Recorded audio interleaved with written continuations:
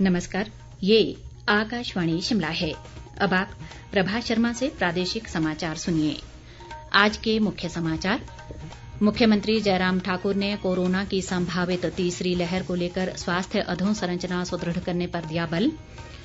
केंद्रीय मंत्री अनुराग ठाकुर ने कांग्रेस शासित राज्यों में वैक्सीन की बर्बादी को बताया दुर्भाग्यपूर्ण। बागवानी मंत्री महेंद्र सिंह ठाकुर ने स्वदेशी एंटी हेलगन ट्रायल आधार पर लगाने के लिए परियोजना बनाने के अधिकारियों को दिए निर्देश। और प्रदेश कांग्रेस अध्यक्ष कुलदीप राठौर ने राज्य के सीमावर्ती इलाकों में चौकसी बढ़ाने की सरकार से की मांग।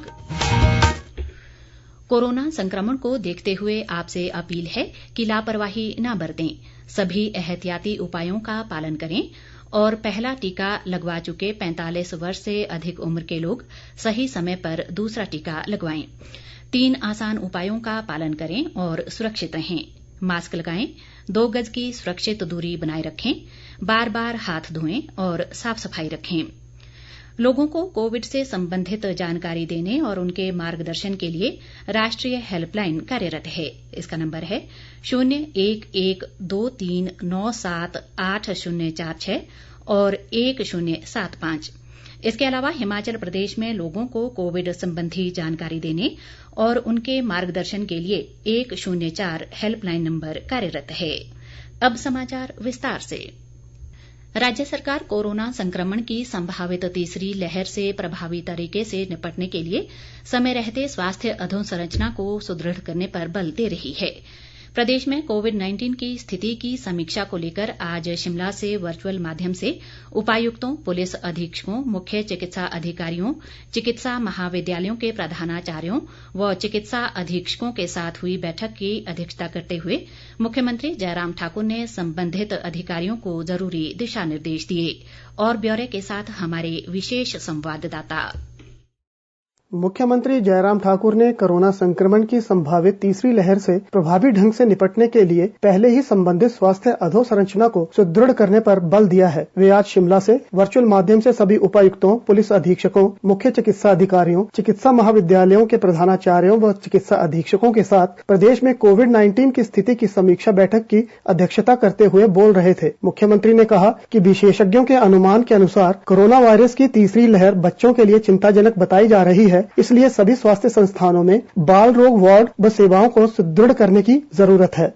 आने वाले समय में अब प्रेडिक्शन है कि थर्ड वेव भी आएगी। कहा जा रहा है ये आपको मान करके चलना पड़ेगा कि ये हो सकता है, क्योंकि दूसरे देशों में इस तरह के दौर हुए। अब की बार हमारे लिए अच्छी चीज एक है कि इस दौरान जो है सेकंड वेव के साथ साथ वैक्सीनेशन की एक सुविधा हमारे पास उपलब्ध, जिसने बहुत बड़ा एक भरोसा भी दिया, विश्वास भी दिया। विश्वास के साथ साथ में इस संक्रमण को रोकने में भी एक बहुत बड़ा कॉन्ट्रीब्यूशन दिया। मुख्यमंत्री ने प्रभावी निगरानी के साथ साथ टेस्टिंग, ट्रेसिंग और ट्रीटमेंट की दोहरी रणनीति अपनाने पर जोर देते हुए सभी उपायुक्तों को परीक्षणों की संख्या बढ़ाने को कहा। जो ट्रीटमेंट वाला पार्ट है वो एक है, लेकिन जो संक्रमण जो जिसमें जो है वायरस हमारा फैलता जा रहा है, उस पार्ट पर हमको सोचने की जो जरूरत है। धीरे धीरे अब जब थोड़ा हमारा संक्रमण जब कम हो रहा है सूरत में, हमको अब पार्टिसिपेशन लोगों का लेना चाहिए, लोगों को टेस्टिंग के लिए बढ़ाने के लिए। वायरस का कैरियर सर्दी जुकाम के कारण घर बैठा है, घर बैठ करके वो अपने हिसाब से दवाई ले रहा है, उसने सुना कि काढ़ा से ठीक होता है, काढ़ा ले रहा है, लेकिन फिर भी उसके बावजूद वो कैरियर तो है ही है ना। हमको इस कैरियर को रोकना, वो एक इम्पोर्टेंट है। उसके लिए जो टास्क फोर्स बनाई, जिनका लोग सुनते हैं, मानते हैं, उन लोगों को भी कांटेक्ट करना चाहिए। जिनके गांव में सुनी जाती है, तो ऐसे लोगों को भी इन्वॉल्व करना चाहिए। और संभव हो सके तो उसमें जो कोविड पेशेंट रहे हैं और नेगेटिव हो गए हैं, वो अपने अनुभव करना जिक्र करें लोगों के बीच। जयराम ठाकुर ने राज्य के सभी 50 बिस्तरों या इससे अधिक की क्षमता वाले अस्पतालों में ऑक्सीजन की आपूर्ति उपलब्ध कराने के लिए स्वास्थ्य विभाग को ठोस कदम उठाने को कहा। रितेश कपूर, आकाशवाणी समाचार, शिमला। केंद्रीय वित्त राज्य मंत्री अनुराग ठाकुर ने कोरोना वैक्सीन को लेकर विपक्ष द्वारा की जा रही ओछी राजनीति और कांग्रेस शासित राज्यों में वैक्सीन की बर्बादी को दुर्भाग्यपूर्ण बताया है। एक बयान में उन्होंने कहा कि कोरोना महामारी से लोगों की सुरक्षा के लिए प्रधानमंत्री नरेंद्र मोदी के नेतृत्व में केंद्र सरकार राज्यों को जरूरत के अनुसार वैक्सीन की आपूर्ति का हर संभव प्रयास कर रही है। अनुराग ठाकुर ने कहा कि ये दुर्भाग्यपूर्ण है कि कांग्रेस शासित राज्य सरकारें अपनी कमियों व कुप्रबंधन पर पर्दा डालने के लिए केंद्र सरकार को बदनाम करने का कार्य कर रही हैं। उन्होंने कहा कि वैक्सीन बर्बादी का खामियाजा देश की जनता को भुगतना पड़ रहा है। अनुराग ठाकुर ने कहा कि केंद्र ने अब तक राज्यों व केंद्र शासित प्रदेशों को कोविड टीके की 23 करोड़ से अधिक खुराक निःशुल्क प्रदान की है। देश में निर्मित स्वदेशी एंटी हेलगन को प्रदेश में ट्रायल आधार पर स्थापित करने को लेकर आज शिमला में बागवानी व जलशक्ति मंत्री महेंद्र सिंह ठाकुर की अध्यक्षता में एक समीक्षा बैठक आयोजित की गई। उन्होंने कहा कि ये स्वदेशी एंटी हेलगन IIT मुंबई और डॉक्टर YS परमार बागवानी विश्वविद्यालय नौणी के संयुक्त प्रयासों से विकसित की गई है। महेंद्र सिंह ठाकुर ने अधिकारियों को इस एंटी हेलगन को ट्रायल आधार पर स्थापित करने के लिए परियोजना तैयार करने के निर्देश दिए। उन्होंने बागवानों की सुविधा के लिए सभी आवश्यक कदम उठाने के निर्देश भी दिए ताकि बागवानों को कार्टन व सेब ढुलाई के लिए ट्रकों की कमी सहित अन्य समस्याओं का सामना न करना पड़े। प्रदेश कांग्रेस अध्यक्ष कुलदीप राठौर ने प्रदेश की सीमा पर अधिक चौकसी बढ़ाने और अतिरिक्त सैन्य बल तैनात करने की सरकार से मांग की है। शिमला से जारी एक बयान में उन्होंने लाहौल स्पीति और किन्नौर के साथ सीमा पर बढ़ती चीन की गतिविधियों को लेकर मुख्यमंत्री जयराम ठाकुर व तकनीकी शिक्षा मंत्री रामलाल मारकंडा के परस्पर विरोधी बयान पर हैरानी जताई। राठौर ने इस बारे में मुख्यमंत्री से स्थिति स्पष्ट करने को कहा है। उन्होंने कहा कि लाहौल स्पीति और किन्नौर के सीमावर्ती इलाकों में रहने वाले प्रदेश के लोगों की सुरक्षा की जिम्मेदारी सरकार की है। इस बीच कुलदीप सिंह राठौर ने प्रदेश में ओलावृष्टि से किसानों व बागवानों को हुए नुकसान का जल्द आकलन करने की सरकार से मांग की है ताकि किसानों व बागवानों के नुकसान की भरपाई हो सके। शहरी विकास मंत्री सुरेश भारद्वाज ने शिमला शहर के विभिन्न पार्कों के सौंदर्यीकरण पर बल दिया है। वे आज शिमला में नगर निगम के अधिकारियों के साथ निगम द्वारा कार्यान्वित की जा रही विभिन्न विकासात्मक योजनाओं की समीक्षा बैठक की अध्यक्षता कर रहे थे।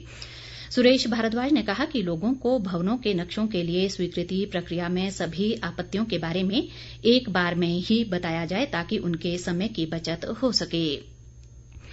शिक्षा मंत्री गोविंद ठाकुर ने आज क्षेत्रीय अस्पताल कुल्लू के सेंट्रल ऑक्सीजन स्टोर में 60 नए ऑक्सीजन पोर्टों का शुभारंभ किया। इससे कोविड स्वास्थ्य केंद्र में उपचाराधीन कोरोना मरीजों के 170 बिस्तरों तक निर्बाध रूप से ऑक्सीजन की आपूर्ति सुनिश्चित होगी। इस अवसर पर गोविंद ठाकुर ने कहा कि कुल्लू जिले में कोरोना मरीजों के लिए पर्याप्त मात्रा में ऑक्सीजन उपलब्ध है। ग्रामीण विकास व पंचायती राज मंत्री वीरेंद्र कंवर ने आज ऊना जिला की बल्ह व छपरहो पंचायतों में विकास कार्यों का निरीक्षण किया। उन्होंने निर्माणाधीन विकास कार्यों में तेजी लाने के निर्देश दिए। वीरेंद्र कंवर ने कहा कि पंचायतों में हो रहे विकास कार्यों में गुणवत्ता के साथ समझौता नहीं किया जाएगा। वन मंत्री राकेश पठानिया ने आज नूरपुर से वर्चुअल माध्यम से वन विभाग के उच्च अधिकारियों के साथ राज्य स्तरीय बैठक कर विभाग की विभिन्न गतिविधियों व योजनाओं के क्रियान्वयन की समीक्षा की। उन्होंने बताया कि वन विभाग की नर्सरियों की देखरेख के लिए अलग विंग बनाने के अलावा IT सेल को भी मजबूत किया जाएगा। राकेश पठानिया ने बताया कि वन विभाग में 3 IT कंट्रोल रूम स्थापित किए जाएंगे ताकि विभाग की गतिविधियों को आधुनिक तरीके से चलाने में मदद मिल सके। प्रदेश में कोरोना संक्रमण से स्वस्थ होने की दर में तेजी से सुधार हो रहा है। राज्य में आज कोरोना के 921 नए मामले आए हैं, जबकि इस दौरान 2097 लोगों ने कोरोना से जंग जीती है। प्रदेश में कोरोना संक्रमण के मामले बढ़कर 1,91,281 हो गए हैं, जिनमें से 12,407 सक्रिय मामले हैं। राज्य में आज कोरोना से 38 लोगों की मौत हुई है, जिसे मिलाकर मृतकों का कुल आंकड़ा 3,165 तक पहुंच गया है। केंद्र सरकार ने CBSE की 12वीं कक्षा की बोर्ड परीक्षा रद्द करने का निर्णय लिया है। प्रधानमंत्री नरेंद्र मोदी की अध्यक्षता में आज नई दिल्ली में हुई एक उच्च स्तरीय बैठक में ये निर्णय लिया गया।